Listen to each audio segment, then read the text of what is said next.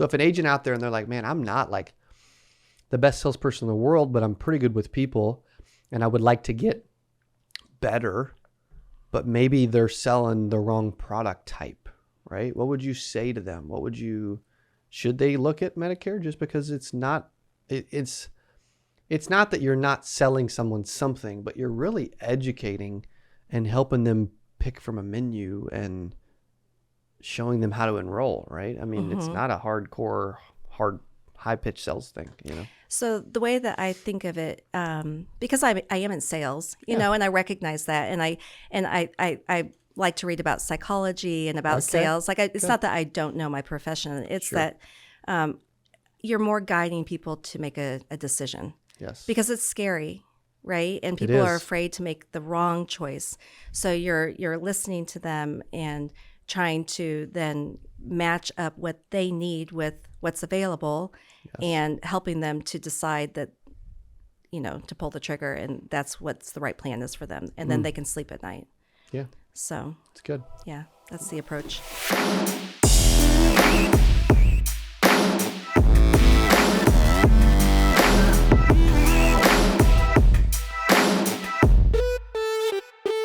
Welcome back to the CA Power Players podcast, live every Tuesday, 8 a.m. Central Standard Time.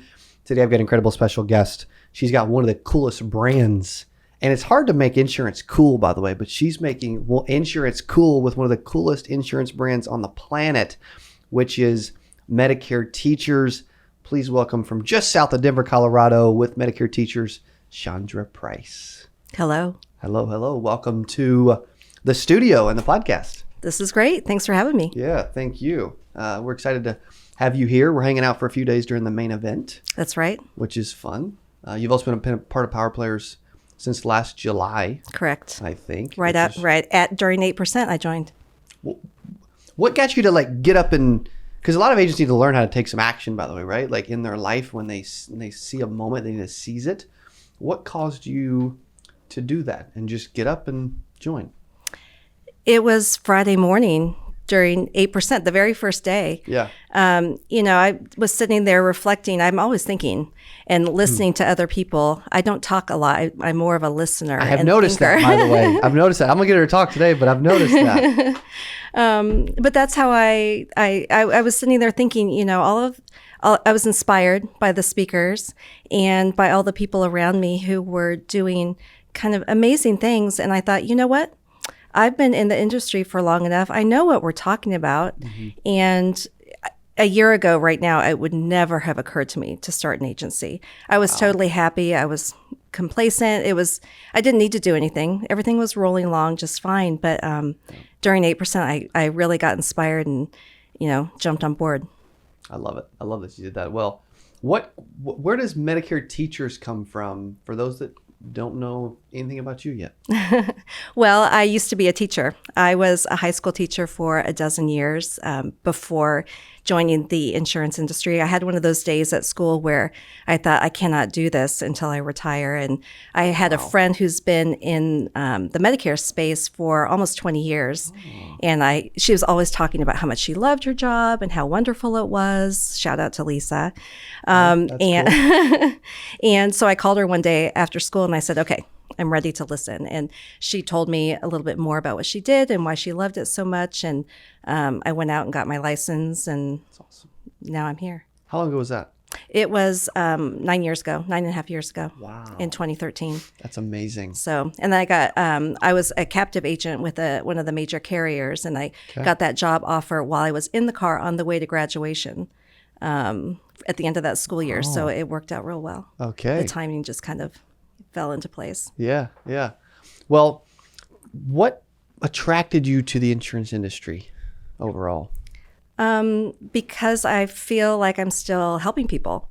I'm doing good in the world. Instead of kids, you're going to teach seniors now, right? Exactly. Because I used to be a French teacher, and like I was just saying to you, I feel like I'm still teaching a foreign language, but I'm talking in English all of the time. Right? Yeah, because insurance is confusing, and the terms and all of that is, people need help, right? Yes. So I have done that for a long time. I know how to do that. So I can break down the concepts so that people can understand it and and get themselves into a plan that they actually need. You know, Yes. I'm solving a problem for everybody needs a plan. That's right. Everybody needs help and needs to get into something, so I can help them. Yeah. So, And when did you think about Medicare Teachers? Have you thought of it the whole time, or just like when did that click to roll that out? well, during COVID, you know, we got shut down and we couldn't go. I used to be primarily, well, no, exclusively face to face in people's houses driving around. And during COVID, we couldn't.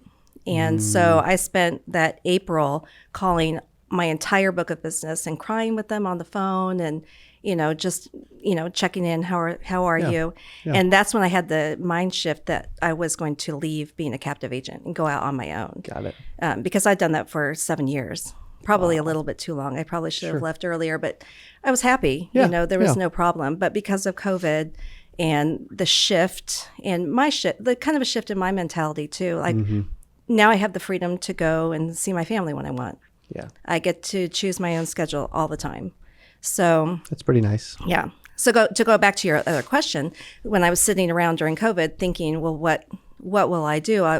I'm a teacher and I can teach people about Medicare. So I was a Medicare teacher, Yeah. you know. So that was my website originally, was just Medicare-teacher. And then after 8%, then I added an S to the end of teacher. So now I'm Medicare-teachers.com. Medicare-teachers.com. And it's a big concept because Medicare Teacher is about you. Medicare Teacher is about any teacher that wants to teach Medicare. That's right. And are you only going to work with people who were teachers previously, or will you work with anyone? Right now, because I'm new and we're getting started, it's exclusively teachers or somebody who has a background in the schools at least. And there's a lot of people that do it to some degree, right? Yeah. Correct. Yeah. So that's my niche. But I'm also open to people who are not teachers potentially, but maybe not under that brand. I'm not 100% sure yet. I haven't, because I'm brand new. Yeah. Yeah. So, but right now I'm kind of keeping it small because I don't want to get out ahead of myself. You know, I wanted to play it right. Yep. It'd be easily overwhelmed for sure. Yeah. And have a lot of, and you've mentioned you've had several people that are reaching out now to work with you that I think there's just I mean, I was thinking about it. We talked about it in Power Players, like, and this is such a cool concept, by the way. And you guys need, those are listening, like you need cool concepts that attract people, that get attention and that bring value to others, right? And the Medicare Teachers is big. Like Medicare Teachers is even bigger than maybe Chaundra realizes quite yet, by the way. Okay. Because you can help consumers, Medicare beneficiaries, or about to be, with seminars. And I don't know anybody better that's used to getting up and addressing a room and bringing value and teaching than a teacher. Also, it's very non-threatening. If they know that they were a teacher and that is also now certified in Medicare to teach them Medicare, I'd be more likely to show up than just some random insurance agent that just took a test and has no experience teaching anyone anything. Right? I think there's value there. I think you will get a higher, the more you tell that story, you'll get a higher attendance rate and registration rate for like seminars. And then on the flip side, it's also a perfect brand for recruiting and attracting agents around the world that want to work with you and be a part of that. And it's a brand that is even bigger than just you. Like a lot of people, they'll name their stuff like, you know, Price Insurance, right? Or whatever. Well, it's good, but like that's what I like about you and Joshua Young's, both your brands, is it's inclusive. Somebody else can be a part of it. So I think it's awesome. Yeah. Yeah. Well, and also, you know, going back to 8%, when I thought of the idea to start an agency, I don't know if I just listened to another podcast or read something, but it occurred to me, you know, it's been such a challenge for teachers also during COVID. And I know for me, like I had to get out. I wasn't going to make it. I liked teaching. Yes. It's such a stressful job. It's so emotionally draining and just so much. Why so? For those that don't understand that. Well, because I taught high school. And so you have about 150 kids who you're responsible for. Wow. And so they come in and somebody got in a fight with their mom on the way to school, so they're upset. They break up with their girlfriend. So it's not just the academics; it's also very human. It's dealing with, Yes. people whose emotions are very intense. Teenagers. Yeah. If you're a parent, you know. Wow. So, and then there's also a lot of extra duties and other things thrown on top. So I thought, there's got to be other people who are in the situation that I was in. And what are you going to do if you can't leave? Because you still want to have a meaningful career. Yes. You want to help people. I feel like I'm helping people every day. So insurance is boring. I don't care about insurance per se. Yeah. I care about my clients. And so I think that's what really drives me. And I know that teachers feel the same way. So, if they can get over the hump of leaving a secure teaching job, Yes. right? It's a different mindset. You have to drop that and jump in, kind of like I just did. You have to jump in and say, I know I can do this because it'll work out. It really will work out, Insurance is, people need it. And we've talked before, it's recession proof. Yes. It's steady. It's good. And I love it. Yeah. It's cool. We don't realize too, like the amount of, there's something going on in a bunch of kids' lives every day if you have 150 of them, right? And yeah, I don't think people realize. I've always had a ton of respect for teachers in general, and a lot of people do, but I don't think we realize how difficult of a career it really is. Yeah. And the type of people that do it have a heart for people to begin with, Exactly. right? And so it's such a natural fit and tie. My brain's moving from a promotional and marketing aspect on how you can reach out and attract people to this. I'm thinking of like email blast and YouTube ads and Facebook ads and like fun ads of like you up in front of a schoolroom or a classroom, acting like you're teaching, and then you're dealing with all these emotions, and then you're walking out, joining the Medicare industry, and then making money and having total freedom, even though there's a lack of security per se. My brain's just moving. I think it's cool. So it's awesome that you're doing that. Well, and the other thing too for teachers, it's not just the school day, right? You go home and you still are working. You're still lesson planning.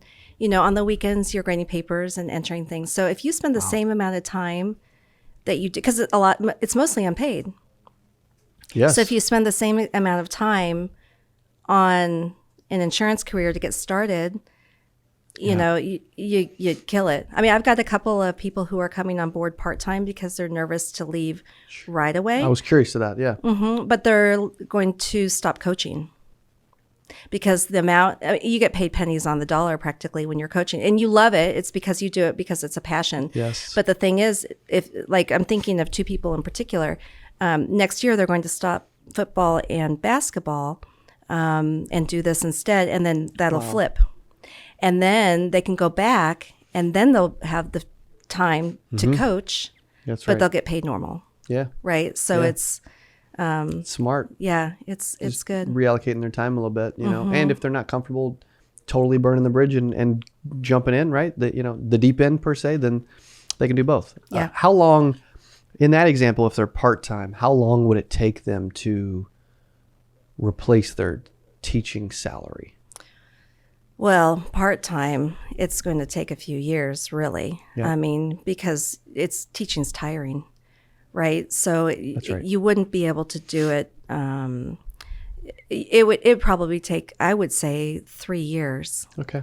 I was thinking 2 to 3. Yeah. Yeah, I would guess before. But then once you make the switch, then you would end up making quite a bit more, actually. Yeah, a ton of extra time. Yeah. Okay, what if they went full-time and they're just like, all right, I'm in. I've got a little savings. I'm willing to risk it a little bit, and I'm going to just go at it really hard. Yeah. How fast could they replace their salary then? I think it's 2 years. Okay. Yeah. Like doing it realistically and talking to, I don't even know how many people I've talked to. I'd have to go through it. We're going to be 7 so far. And the school year hasn't even ended. That's awesome. And we just started talking great. to, it's been a month now. Or is it a month? Maybe not even.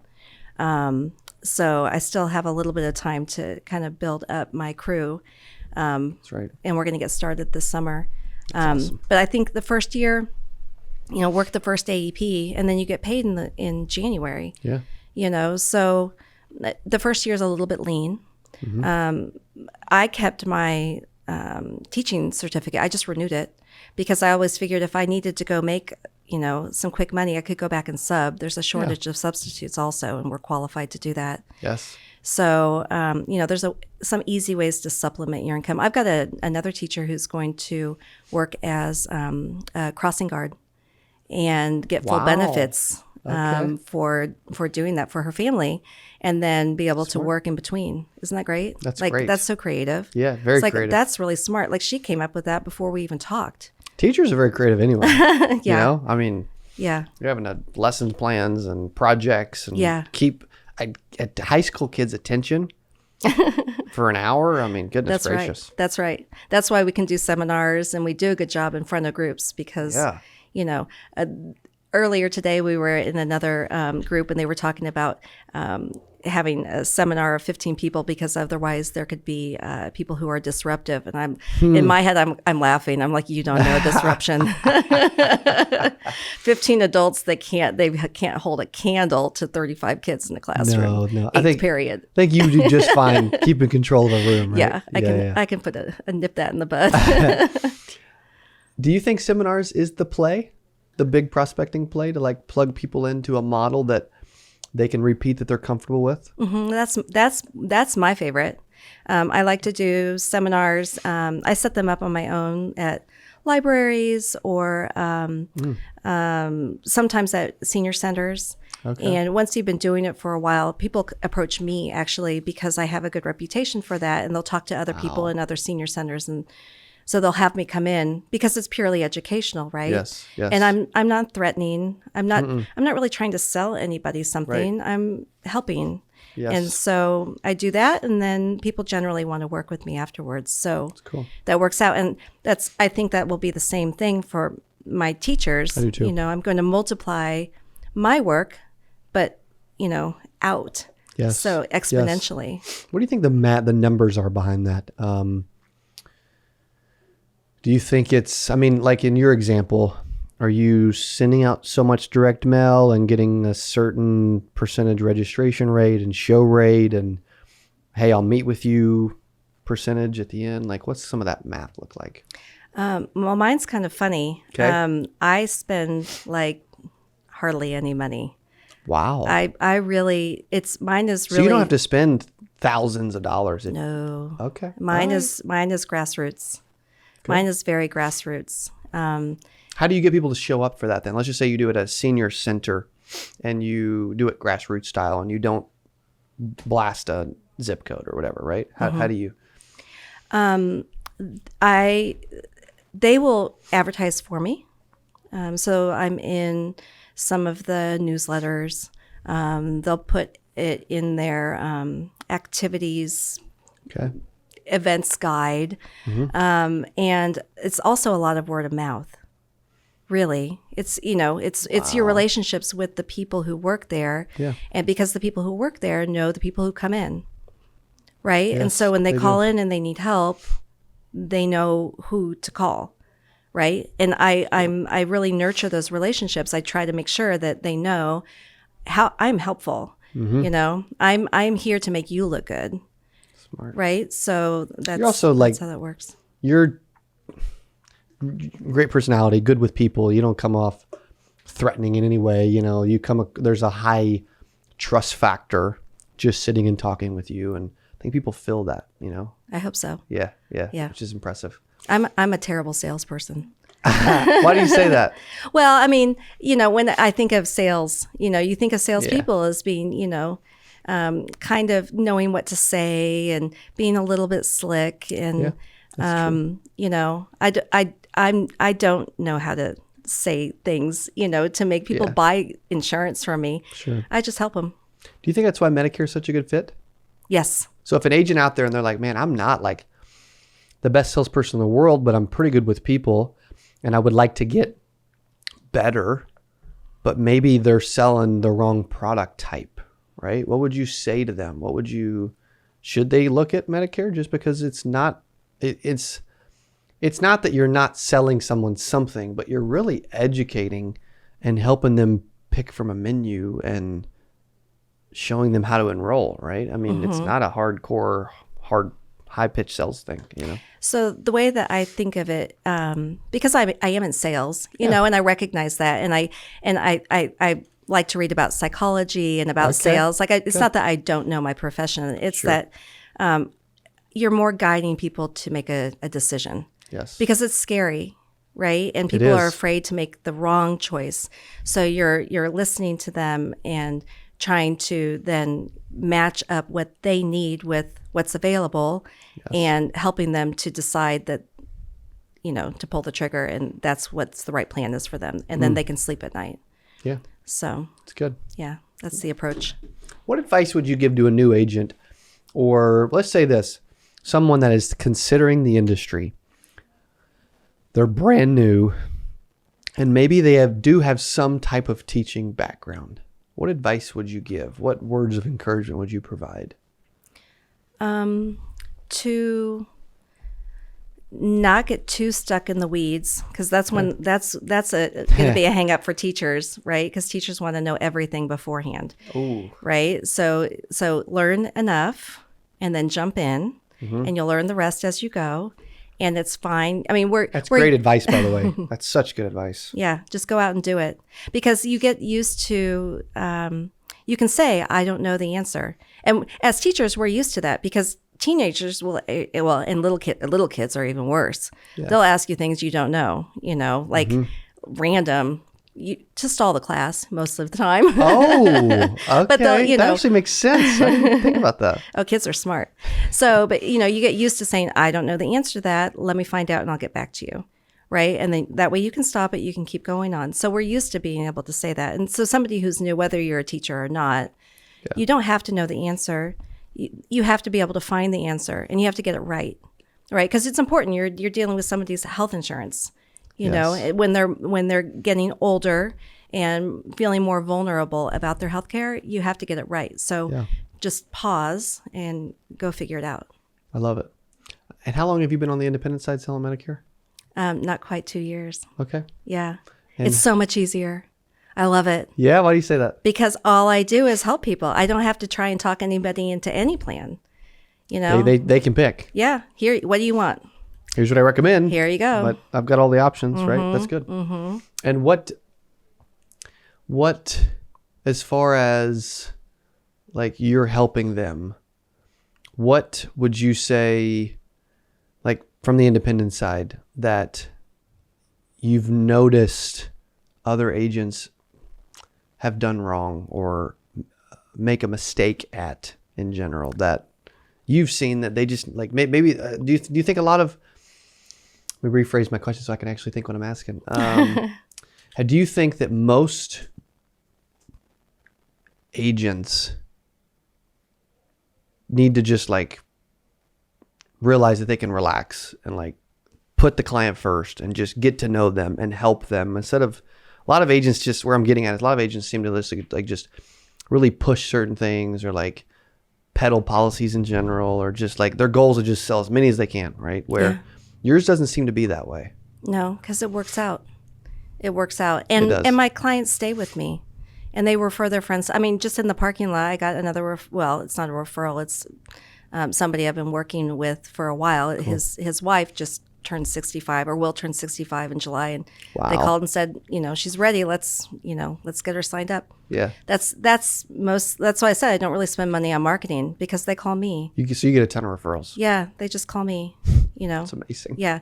Because I know I'll do right by their friends or their family. And, so it's good. Yeah. And how many Medicare beneficiaries have you helped in the last year and a half, 2 years, whatever? Do you know? Well, I help more people than I enroll. Okay. First of all, that's for sure. I'll help anybody. You call me. That's cool. Because eventually they're going to get mad at their policy or their agent. So you just help them anyway. I help everybody. Yeah. So how many people have I helped? Hundreds and hundreds. Yeah. How many people have I enrolled? A smaller fraction of that. Sure. But that's okay. I don't mind. It works out. Yeah. It totally does. So, Well, yeah. how can someone go learn more about you and what you're doing? And if they have a teaching background, how they can possibly get plugged in and learn as well? Yeah. Well, if you have a teaching background and want to learn more, I would love to hear from you. My website is probably the best way to get in touch with me. It's Medicare-Teachers.com. Cool. And there's a contact form, or you can see the email and phone number on there. That's probably the easiest way to reach me. Good. Well, thank you for providing some information. This has been awesome and fun. And I love the thought of Medicare Teachers, so I'm excited to see where it goes. Thank you, Cody. Yeah, this has been great. Thanks for having me on. Awesome. Thank you. Okay. Thanks for listening to Power Players Podcast. Go check out Medicare Teachers and Chaundra Price, and we'll see you on the next one. Hey, if you enjoyed this, I got another one you're going to love. It's right there. Click on it. See you in there. Let's talk about the Tesla since you brought it up. Okay. So they gave away a Tesla this past year. Yes. How did that work? What did you do? Whose idea was it? Where did it come from? You know, you look at it, we always give back to our community, and we're like,